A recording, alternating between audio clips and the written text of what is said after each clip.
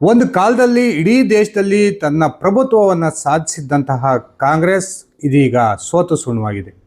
2014ರಿಂದೀಚೆಗೆ ಅನೇಕ ವಿಧಾನಸಭೆಗಳನ್ನು ಕಳೆದುಕೊಂಡಿರ್ತಕ್ಕಂಥ ಕಾಂಗ್ರೆಸ್ ಈಗ ರಾಷ್ಟ್ರದಲ್ಲಿ ಕೇವಲ 3 ರಾಜ್ಯಗಳಲ್ಲಿ ತನ್ನ ಸರ್ಕಾರದ ಮೂಲಕ ಆಡಳಿತವನ್ನು ನಡೆಸ್ತಾ ಇದೆ.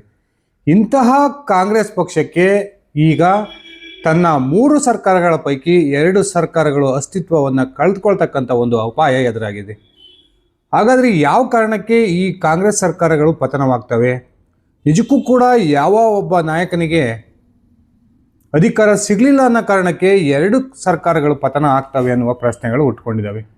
ಈ ನಡುವೆ ಕಾಂಗ್ರೆಸ್ನ ಮೂಲಗಳಿಂದ ಬರ್ತಿರ್ತಕ್ಕಂಥ ಮಾಹಿತಿಯ ಪ್ರಕಾರ ಕರ್ನಾಟಕದ ಮುಖ್ಯಮಂತ್ರಿ ಬದಲಾವಣೆ ವಿಚಾರ ಕಾಂಗ್ರೆಸ್ ಹೈಕಮಾಂಡ್ಗೆ ಬಹುದೊಡ್ಡ ತಲೆನೋವನ್ನು ತಂದಿಟ್ಟಿದ್ದು, ಡಿ.ಕೆ. ಶಿವಕುಮಾರ್ ಅವರಿಗೆ ಮುಖ್ಯಮಂತ್ರಿ ಸ್ಥಾನವನ್ನು ಕೊಡದೇ ಹೋದರೂ ಕೂಡ ರಾಜ್ಯದ ಕಾಂಗ್ರೆಸ್ ಸರ್ಕಾರ ಪತನ ಆಗೋ ಸಾಧ್ಯತೆಗಳಿದ್ದಾವೆ. ಇನ್ನೊಂದು ಕಡೆ ಸಿದ್ದರಾಮಯ್ಯನವರನ್ನು ಮುಖ್ಯಮಂತ್ರಿ ಸ್ಥಾನದಿಂದ ಕೆಳಗಿಳಿಸಿದರೂ ಕೂಡ ರಾಜ್ಯದ ಕಾಂಗ್ರೆಸ್ ಸರ್ಕಾರಕ್ಕೆ ಒಂದು ಅಪಾಯ ಕಟ್ಟಿಟ್ಟ ಬುತ್ತಿ. ಅಲ್ಲಿಗೆ ಅತ್ಯಂತ ಸುಭದ್ರವಾಗಿರ್ತಕ್ಕಂಥ 140ಕ್ಕೂ ಹೆಚ್ಚು ಶಾಸಕರ ಬಲವನ್ನು ಹೊಂದಿರತಕ್ಕಂಥ ಕರ್ನಾಟಕದ ಕಾಂಗ್ರೆಸ್ ಸರ್ಕಾರದ ಪತನ ನಿಶ್ಚಿತ ಅನ್ನುವ ಮಾಹಿತಿಗಳು ಸಿಗ್ತಾ ಇದ್ದಾವೆ.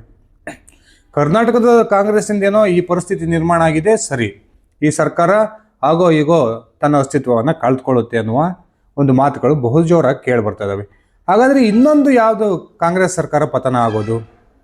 ಇಲ್ಲೇ ಇರೋದು ಟ್ವಿಸ್ಟ್ ಸ್ನೇಹಿತರೆ. ನಾನೀಗ ಅದರ ಸಂಪೂರ್ಣ ವಿವರವನ್ನು ಕೊಡ್ತಾ ಹೋಗ್ತೀನಿ. ಅದಕ್ಕಿಂತ ಮುಂಚೆ ನಾನು ಕೊಡ್ತಕ್ಕಂಥ ಮಾಹಿತಿ ನಿಮ್ಗೆ ಇಷ್ಟ ಆಗಿದ್ದರೆ ಈ ವಿಡಿಯೋಗೆ ಲೈಕ್ ಮಾಡಿ, ಶೇರ್ ಮಾಡಿ. ನೀವಿನ್ನು ನನ್ನ ಇಟ್ಗೆ ಹೇಮಂತ್ ಯೂಟ್ಯೂಬ್ ಚಾನಲ್ಗೆ ಸಬ್ಸ್ಕ್ರೈಬ್ ಮಾಡ್ಕೊಂಡಿಲ್ಲ ಅಂದರೆ ದಯವಿಟ್ಟು ಸಬ್ಸ್ಕ್ರೈಬ್ ಮಾಡಿಕೊಂಡು ಬೆಲ್ ಬಟನನ್ನು ಕ್ಲಿಕ್ ಮಾಡಿ. ಧನ್ಯವಾದ ಸ್ನೇಹಿತರೆ. ಇಡೀ ದೇಶದಲ್ಲಿ ಕಾಂಗ್ರೆಸ್ 3 ಕಡೆ ಈಗ ಅಧಿಕಾರವನ್ನು ನಡೆಸ್ತಾ ಇರ್ತಕ್ಕಂಥದ್ದು. ಅದರಲ್ಲೂ ಕೂಡ ಹಿಮಾಚಲ ಪ್ರದೇಶ, ಇನ್ನೊಂದು ತೆಲಂಗಾಣ ಹಾಗೂ ಕರ್ನಾಟಕ. ಈಗ ಕರ್ನಾಟಕದ ಕಾಂಗ್ರೆಸ್ ಸರ್ಕಾರ ಎತ್ತಲಿಂದ ಲೆಕ್ಕ ಹಾಕಿದರೂ ಕೂಡ ತನ್ನ ಅಸ್ತಿತ್ವವನ್ನು ಉಳಿಸ್ಕೊಳ್ತಕ್ಕಂಥ ಸಾಧ್ಯತೆಗಳು ತೀರಾ ಕಡಿಮೆ.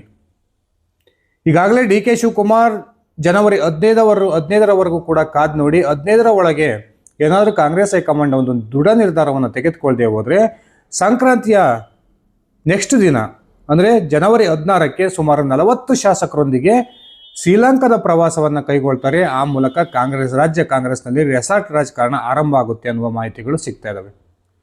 ಇಡೀ ದೇಶಾದ್ಯಂತ ಮೂಲ ಕಾಂಗ್ರೆಸ್ಸಿಗರು ತೆಲಂಗಾಣದಿಂದ ಇರ್ಬೋದು, ಆಂಧ್ರ ಪ್ರದೇಶದಿಂದ ಇರ್ಬೋದು, ಗುಜರಾತ್, ರಾಜಸ್ಥಾನ, ಮಧ್ಯಪ್ರದೇಶ ಇಷ್ಟು ರಾಜ್ಯಗಳಿಂದ ಈಗ ಡಿ.ಕೆ. ಶಿವಕುಮಾರ್ ಅವರಿಗೆ ಒಂದು ರೀತಿ ಕಾಂಗ್ರೆಸ್ ನಾಯಕರ ಬೆಂಬಲ ವ್ಯಕ್ತವಾಗ್ತಾ ಇರತಕ್ಕಂಥದ್ದು. ಒಂದು ವೇಳೆ ಕಾಂಗ್ರೆಸ್ ಹೈಕಮಾಂಡ್ ಡಿ.ಕೆ. ಶಿವಕುಮಾರ್ ಅವರಿಗೆ ರಾಜ್ಯದ ಮುಖ್ಯಮಂತ್ರಿ ಸ್ಥಾನವನ್ನು ಕೊಡದೇ ಹೋದರೆ ಆಗ ರಾಜ್ಯ ಕಾಂಗ್ರೆಸ್ ಇಬ್ಬಾಗ ಆಗುತ್ತೆ ಅನ್ನುವ ಮಾಹಿತಿಗಳು ಈಗ ಸಿಗ್ತಾ ಇದ್ದಾವೆ. ಈಗಾಗಲೇ ಡಿ.ಕೆ. ಬೆಂಬಲಿಗ ಇಕ್ಬಾಲ್ ಹುಸೇನ್ ಜನವರಿ 6 ಅಥವಾ 9ಕ್ಕೆ ಡಿ.ಕೆ. ಶಿವಕುಮಾರ್ ಮುಖ್ಯಮಂತ್ರಿ ಆಗ್ತಾರೆ ಅನ್ನುವ ಹೇಳಿಕೆಯನ್ನು ಪದೇ ಪದೇ ಕೊಡ್ತಾ ಇದ್ದಾರೆ. ಇದಕ್ಕೆ ಡಿ.ಕೆ. ಶಿವಕುಮಾರ್ ಪ್ರತಿಕ್ರಿಯೆ ನೀಡಿದರು. ಇಕ್ಬಾಲ್ ಹುಸೇನ್ ಅವರ ಮಾತನ್ನು ಯಾರು ಸೀರಿಯಸ್ ಆಗಿ ತೆಗೆದುಕೊಳ್ಬೇಡಿ, ಅವರು ಕನಕಪುರದ ಎಲ್ಲಿ ರಾಮನಗರದಲ್ಲಿ ಅವರ ಬೆಂಬಲಿಗರನ್ನು ಮೆಚ್ಚಿಸೋಕ್ಕೋಸ್ಕರ ಈ ರೀತಿಯ ಮಾತುಗಳನ್ನ ಆಡ್ತಾರೆ ಅನ್ನುವ ಹೇಳಿಕೆಯನ್ನು ಇವತ್ತು ಕೊಟ್ಟರು. ಆದರೆ ನಿಜಕ್ಕೂ ಕೂಡ ಡಿ.ಕೆ. ಶಿವಕುಮಾರ್ ಮುಖ್ಯಮಂತ್ರಿ ಸ್ಥಾನದಿಂದ ಕೈ ಚೆಲ್ಲಿದ್ರು ಅನ್ನುವ ಪ್ರಶ್ನೆಗಳು ಉಟ್ಕೊಂಡಿದ್ದಾವೆ. ಖಂಡಿತವಾಗ್ಲೂ ಇಲ್ಲ ಸ್ನೇಹಿತರೆ. ಡಿ.ಕೆ. ಶಿವಕುಮಾರ್ ಕಾಂಗ್ರೆಸ್ ಹೈಕಮಾಂಡ್ನ ನಿರ್ಧಾರಕ್ಕೆ ಇಲ್ಲಿವರೆಗೂ ಕೂಡ ಕಾಯ್ತಾ ಇದ್ದಾರೆ. ಇನ್ನೇನು ಕೆಲವೇ ದಿನಗಳಲ್ಲಿ ಅಂದರೆ ಸಂಕ್ರಾಂತಿಯ ಒಳಗೆ ರಾಜ್ಯ ಕಾಂಗ್ರೆಸ್ನಲ್ಲಿ ಬಹುದೊಡ್ಡ ಬದಲಾವಣೆ ಆಗ್ಬೋದು. ಆ ಮೂಲಕ ಕಾಂಗ್ರೆಸ್ ಹೈಕಮಾಂಡ್ ಡಿ.ಕೆ. ಶಿವಕುಮಾರ್ಗೆ ಒಂದು ಮುಖ್ಯಮಂತ್ರಿ ಸ್ಥಾನವನ್ನು ಕೊಡಿಸ್ಬೋದು ಅನ್ನುವ ನಿರೀಕ್ಷೆಯಲ್ಲಿ ಡಿ.ಕೆ. ಶಿವಕುಮಾರ್ ಈ ಕ್ಷಣಕ್ಕೂ ಕೂಡ ಇದ್ದಾರೆ. ಆದರೆ ಕಾಂಗ್ರೆಸ್ ಹೈಕಮಾಂಡ್ ಈ ರಾಜ್ಯದ ಈ ರೀತಿಯ ಒಂದು ಬೆಳವಣಿಗೆಗೆ ಯಾವುದೇ ರೀತಿಯ ಆಸಕ್ತಿಯನ್ನು ತೋರಿಸದೇ ಇರತಕ್ಕಂಥದ್ದು ಡಿ.ಕೆ. ಬೆಂಬಲಿಗರನ್ನು ಕೆರಳಿಸಿದೆ ಅನ್ನುವ ಮಾತುಗಳು ಕೂಡ ಕೇಳಿ ಬರ್ತಾ ಇದ್ದಾವೆ. ಒಂದು ಕಡೆ ಡಿ.ಕೆ. ಶಿವಕುಮಾರ್ ಅವರನ್ನು BJPಗೆ ಸೆಳೆಯತಕ್ಕಂಥ ಪ್ರಯತ್ನಕ್ಕೆ ಗೋವಾದ ಮುಖ್ಯಮಂತ್ರಿ ಪ್ರಮೋದ್ ಸಾವಂತ್ ಹಾಗೂ ಮಹಾರಾಷ್ಟ್ರದ ಮುಖ್ಯಮಂತ್ರಿ ದೇವೇಂದ್ರ ಫಡ್ನವೀಸ್ ನಿರಂತರ ಪ್ರಯತ್ನವನ್ನು ನಡೆಸ್ತಾ ಇದ್ದಾರೆ ಅನ್ನುವ ಮಾಹಿತಿಗಳನ್ನು ನಾನು ಈ ಹಿಂದೆಯೇ ಹಂಚಿಕೊಂಡಿದ್ದೆ. ಈಗ ಡಿ.ಕೆ. ಶಿವಕುಮಾರ್ ಮತ್ತು ಅವರ ಬೆಂಬಲಿಗರು ಒಂದು ಮಹತ್ವದ ನಿರ್ಧಾರಕ್ಕೆ ಬಂದಿದ್ದಾರೆ. ಆ ಮೂಲಕ ಜನವರಿ 15ರವರೆಗೂ ಕೂಡ ಕಾಂಗ್ರೆಸ್ ಹೈಕಮಾಂಡ್ಗೆ ಟೈಮನ್ನು ಕೊಟ್ಟು ಆ 15ರ ಒಳಗೆ ಕಾಂಗ್ರೆಸ್ ಹೈಕಮಾಂಡ್ ಏನಾದರೂ ಒಂದು ದೃಢ ನಿರ್ಧಾರಕ್ಕೆ ಬರದೇ ಹೋದರೆ ಜನವರಿ 16ರಂದು ತಮ್ಮ ಬೆಂಬಲಿಗ 40ಕ್ಕೂ ಹೆಚ್ಚು ಶಾಸಕರೊಂದಿಗೆ ಡಿ.ಕೆ. ಶಿವಕುಮಾರ್ ಶ್ರೀಲಂಕಾದ ಪ್ರವಾಸವನ್ನು ಕೈಗೊಳ್ತಾರೆ. ಆ ಮೂಲಕ ರಾಜ್ಯದ ಕಾಂಗ್ರೆಸ್ ಸರ್ಕಾರಕ್ಕೆ ಒಂದು ಪತನದ ಭೀತಿ ಎದುರಾಗಿದೆ ಅಂತಲೇ ಮಾಹಿತಿಗಳು ಸಿಗ್ತಾ ಇದ್ದಾವೆ. ಹಾಗಾದರೆ ಇನ್ನೊಂದು ಕಾಂಗ್ರೆಸ್ ಸರ್ಕಾರ ಪತನ ಆಗೋದು ಯಾಕೆ? ಯಾವ ಕಾರಣಕ್ಕೆ ಈ ಸರ್ಕಾರ ಪತನದ ಭಯವನ್ನು ಎದುರಿಸ್ತಾ ಇದೆ? ಸ್ನೇಹಿತರೆ, ಡಿ ಕೆ ಶಿವಕುಮಾರ್ ಅವರೊಂದಿಗೆ ನಿಕಟ ಸಂಪರ್ಕವನ್ನು ಹೊಂದಿರತಕ್ಕಂಥ ಡಿ ಕೆ ಶಿವಕುಮಾರ್ ಅವರ ಬಹುದಿನದ ಸ್ನೇಹಿತನೂ ಆಗಿರ್ತಕ್ಕಂಥ ತೆಲಂಗಾಣದ ಮುಖ್ಯಮಂತ್ರಿ ರೇವಂತ್ ರೆಡ್ಡಿ ಕೂಡ ಒಂದು ವೇಳೆ Congress high command D K Shivakumar ಅವರಿಗೆ ಮುಖ್ಯಮಂತ್ರಿ ಸ್ಥಾನವನ್ನು ಕೊಡದೆ ಹೋದರೆ ತಮ್ಮ ಸ್ನೇಹಿತನನ್ನು ಬೆಂಬಲಿಸಿ ಸುಮಾರು 50ಕ್ಕೂ ಹೆಚ್ಚು ಶಾಸಕರೊಂದಿಗೆ ಬಿಜೆಪಿಗೆ ಸೇರ್ಪಡೆ ಆಗ್ತಾರೆ. ಆ ಮೂಲಕ ತೆಲಂಗಾಣದ ಕಾಂಗ್ರೆಸ್ ಸರ್ಕಾರ ಕೂಡ ಪತನ ಆಗುತ್ತೆ ಅನ್ನುವ ಮಾತುಗಳು ಕೂಡ ಕೇಳಿ ಬರ್ತದವೆ. ಈಗಾಗಲೇ ಆಂಧ್ರ ಪ್ರದೇಶದ ಮುಖ್ಯಮಂತ್ರಿ ರೇವಂತ್ ರೆಡ್ಡಿ ಅವರ ರಾಜಕೀಯ ಗುರು ಎಂದೇ ಬಿಂಬಿತವಾಗಿರ್ತಕ್ಕಂಥ ಚಂದ್ರಬಾಬು ನಾಯ್ಡು ಅವರೊಂದಿಗೆ ರೇವಂತ್ ರೆಡ್ಡಿ ಸಾಕಷ್ಟು ಸುತ್ತಿನ ಮಾತುಕತೆಗಳನ್ನು ನಡೆಸಿದ್ದಾರೆ. ಆ ಮೂಲಕ ಕಾಂಗ್ರೆಸ್ ತೋರಿತಕ್ಕಂಥ ಎಲ್ಲ ಸಿದ್ಧತೆಗಳನ್ನು ಕೂಡ ಮಾಡಿಕೊಂಡಿದ್ದಾರೆ ಅನ್ನುವ ಮಾತುಗಳು ಈಗ ತೆಲಂಗಾಣದಾದ್ಯಂತ ಬಹುದೊಡ್ಡ ಸುದ್ದಿ ಆಗ್ತಿದ್ದಾವೆ. ಒಂದು ಕಡೆ ಕಾಂಗ್ರೆಸ್ ಹೈಕಮಾಂಡ್ ರಾಜ್ಯದ ಮುಖ್ಯಮಂತ್ರಿ ಬದಲಾವಣೆ ವಿಚಾರಕ್ಕೆ ಕೈ ಹಾಕಿದರೆ ಅದು ಸರ್ಕಾರದ ಅಸ್ತಿತ್ವದ ವಿಚಾರಕ್ಕೆ ಅಪಾಯವನ್ನು ತರಬಹುದು ಅನ್ನುವ ಒಂದು ಲೆಕ್ಕಾಚಾರದಲ್ಲಿದ್ದು ಕಾಲವನ್ನು ಮುಂದೂಡ್ತಾ ಇದ್ದರೆ, ಇನ್ನೊಂದು ಕಡೆ ತಾನು ಮುಖ್ಯಮಂತ್ರಿ ಆಗೋದಕ್ಕೆ ಅದು ಕೂಡ ಇದೇ ಅವಧಿಯಲ್ಲಿ ಮುಖ್ಯಮಂತ್ರಿ ಆಗಬೇಕು ಅನ್ನುವ ಹಠಕ್ಕೆ ಬಿದ್ದಿರ್ತಕ್ಕಂಥ ಡಿ ಕೆ ಶಿವಕುಮಾರ್ ಇನ್ನೊಂದು ಹೆಜ್ಜೆ ಮುಂದಿಟ್ಟಿದ್ದಾರೆ ಅನ್ನುವ ಮಾಹಿತಿಗಳು ಕೂಡ ಸಿಗ್ತಾ ಇದ್ದಾವೆ. ಈಗಾಗಲೇ ಶ್ರೀಲಂಕಾದ ಪ್ರವಾಸದ ನೆಪದಲ್ಲಿ ತನ್ನ ಬೆಂಬಲಿಗ 40 ಶಾಸಕರನ್ನು ಜನವರಿ 16ರ ನಂತರ ಶ್ರೀಲಂಕಾಕ್ಕೆ ಕರ್ಕೊಂಡು ಹೋಗೋದು, ಆ ಮೂಲಕ ಸಿದ್ದರಾಮಯ್ಯನವರ ಸರ್ಕಾರದ ವಿರುದ್ಧ ಬಂಡಾಯವನ್ನು ಸಾರ್ತಕ್ಕಂಥ ಒಂದು ತಯಾರಿಯನ್ನು ಡಿ ಕೆ ಶಿವಕುಮಾರ್ ಮಾಡ್ಕೊಳ್ತಾ ಇದ್ದಾರೆ. ಒಂದು ಕಡೆ ಸಚಿನ್ ಪೈಲಟ್ ಅವರು ಕೂಡ ಡಿ ಕೆ ಶಿವಕುಮಾರ್ ಅವರಿಗೆ ಮುಖ್ಯಮಂತ್ರಿ ಸ್ಥಾನವನ್ನು ಕೊಡಬೇಕು ಅನ್ನುವ ಆಗ್ರಹವನ್ನು ಕಾಂಗ್ರೆಸ್ ಹೈಕಮಾಂಡ್ಗೆ ಮಾಡ್ತಾ ಇದ್ದರೆ, ಇನ್ನೊಂದು ಕಡೆ ತೆಲಂಗಾಣದ ಮುಖ್ಯಮಂತ್ರಿ ರೇವಂತ್ ರೆಡ್ಡಿ ಸಹ ಒಂದು ವೇಳೆ ಡಿ ಕೆ ಶಿವಕುಮಾರ್ ಅವರಿಗೆ ಕಾಂಗ್ರೆಸ್ ಹೈಕಮಾಂಡ್ ನ್ಯಾಯವನ್ನು ಒದಗಿಸದೆ ಹೋದರೆ ಡಿ ಕೆ ಅವರನ್ನು ಬೆಂಬಲಿಸಿ ಸುಮಾರು 50ಕ್ಕೂ ಹೆಚ್ಚು ಶಾಸಕರೊಂದಿಗೆ ಬಿಜೆಪಿ ಸೇರ್ಪಡೆಯಾಗೋದ್ರ ಮೂಲಕ ಮತ್ತೊಮ್ಮೆ ತೆಲಂಗಾಣದ ಮುಖ್ಯಮಂತ್ರಿಯಾಗಿ ಬಿಜೆಪಿಯಿಂದ ರೇವಂತ್ ರೆಡ್ಡಿ ಅವರು ಆಯ್ಕೆ ಆಗ್ತಾರೆ ಅನ್ನುವ ಮಾಹಿತಿಗಳು ಈಗ ಸಿಗ್ತಾ ಇದ್ದಾವೆ. ಈ ರೀತಿ ಕೇವಲ 3 ರಾಜ್ಯಗಳಲ್ಲಿ ಅಧಿಕಾರದಲ್ಲಿರ್ತಕ್ಕಂಥ AICC ಇದೀಗ ಅನಿವಾರ್ಯವಾಗಿ ಕರ್ನಾಟಕದ ಕಾಂಗ್ರೆಸ್ ಸರ್ಕಾರವನ್ನು ಉಳಿಸ್ಕೊಳ್ಳೇಬೇಕು. ಆ ಮೂಲಕ ತಾನು ಅಸ್ತಿತ್ವದಲ್ಲಿರ್ತಕ್ಕಂಥ 3 ಸರ್ಕಾರಗಳ ಪೈಕಿ 2 ಸರ್ಕಾರದ ಪತನದ ಭೀತಿ ಏನಿದೆ ಆ ಭೀತಿಯಿಂದ ಪಾರಾಗಬೇಕು ಅನ್ನುವ ಲೆಕ್ಕಾಚಾರವನ್ನು ಈಗ ಕಾಂಗ್ರೆಸ್ ಹೈಕಮಾಂಡ್ ನಾಯಕರು ಮಾಡ್ಕೊಳ್ತಾ ಇದ್ದಾರೆ.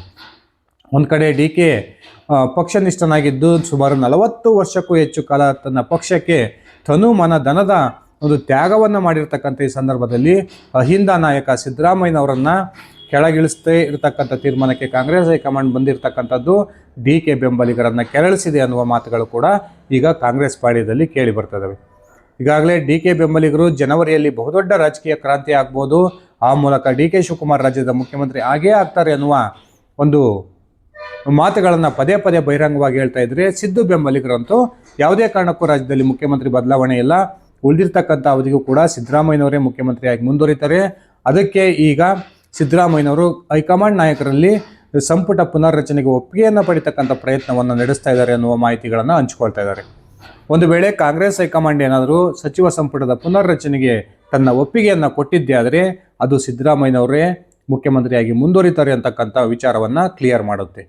ಆದರೆ ಡಿ ಕೆ ಶಿವಕುಮಾರ್ ಅಲ್ಲಿವರೆಗೂ ಕೂಡ ತಾಳ್ಮೆಯಿಂದ ಇರೋದಕ್ಕೆ ಸಿದ್ರಿಲ್ಲ ಅನ್ನುವ ಮಾಹಿತಿಗಳು ಸಿಗ್ತಾ ಇದ್ದು, ಇತ್ತೀಚೆಗೆ ಏನು ಡಿ ಕೆ ಶಿವಕುಮಾರ್ ಅವರ ಸಹೋದರ ಡಿ ಕೆ ಸುರೇಶ್ ಒಂದು ಟ್ವಿಟ್ಟನ್ನು ಮಾಡೋದ್ರ ಮೂಲಕ ಒಂದು ರೀತಿ ಕುತೂಹಲವನ್ನು ಕೇಳಿಸಿದ್ರು.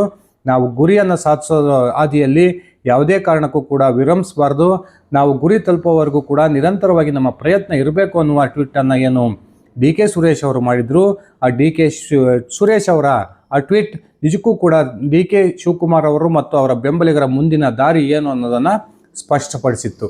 ಈ ರೀತಿ ತೆಲಂಗಾಣದ ಮುಖ್ಯಮಂತ್ರಿ ರೇವಂತ್ ರೆಡ್ಡಿ ಅವರು ಸಂಪೂರ್ಣವಾಗಿ ಡಿ ಕೆ ಶಿವಕುಮಾರ್ ಅವರಿಗೆ ತಮ್ಮ ಬೆಂಬಲವನ್ನು ಕೊಡ್ತಾ ಇದ್ದು, ಒಂದು ವೇಳೆ ಡಿ ಕೆ ಶಿವಕುಮಾರ್ ರಾಜ್ಯದ ಮುಖ್ಯಮಂತ್ರಿ ಆಗದೆ ಹೋದರೆ ಆಗ ಕಾಂಗ್ರೆಸ್ನ 2 ಸರ್ಕಾರಗಳು ಪತನ ಆಗ್ತಕ್ಕಂಥ ಅಪಾಯವನ್ನು ಎದುರಿಸ್ತಾ ಇದ್ದಾವೆ. ಸ್ನೇಹಿತರೆ, ನಿಮ್ಮ ಅಭಿಪ್ರಾಯದ ಪ್ರಕಾರ ನಿಜಕ್ಕೂ Congress high command D K Shivakumar ಅವರನ್ನು ಮುಖ್ಯಮಂತ್ರಿಯಾಗಿ ನೇಮಕ ಮಾಡೋ ಸಾಧ್ಯತೆಗಳಿದಾವ ಅಥವಾ ಸಿದ್ದರಾಮಯ್ಯನವರನ್ನೇ ಮುಖ್ಯಮಂತ್ರಿಯಾಗಿ ಮುಂದುವರಿಸುತ್ತಾ? ದಯವಿಟ್ಟು ನಿಮ್ಮ ವೈಯಕ್ತಿಕ ಅಭಿಪ್ರಾಯವನ್ನು ಕಮೆಂಟ್ ಮಾಡಿ. ಇದಿಷ್ಟಾಗಿತ್ತು ನನ್ನ ಇವತ್ತಿನ ಈ ವಿಡಿಯೋ. ನಾನು ಕೊಟ್ಟಿರ್ತಕ್ಕಂಥ ಮಾಹಿತಿ ನಿಮ್ಗೆ ಇಷ್ಟ ಆಗಿದ್ದರೆ ಈ ವಿಡಿಯೋಗೆ ಲೈಕ್ ಮಾಡಿ, ಶೇರ್ ಮಾಡಿ, ಕಮೆಂಟ್ ಮಾಡಿ. ಧನ್ಯವಾದಗಳು ಸ್ನೇಹಿತರೆ. ಶುಭ ದಿನ.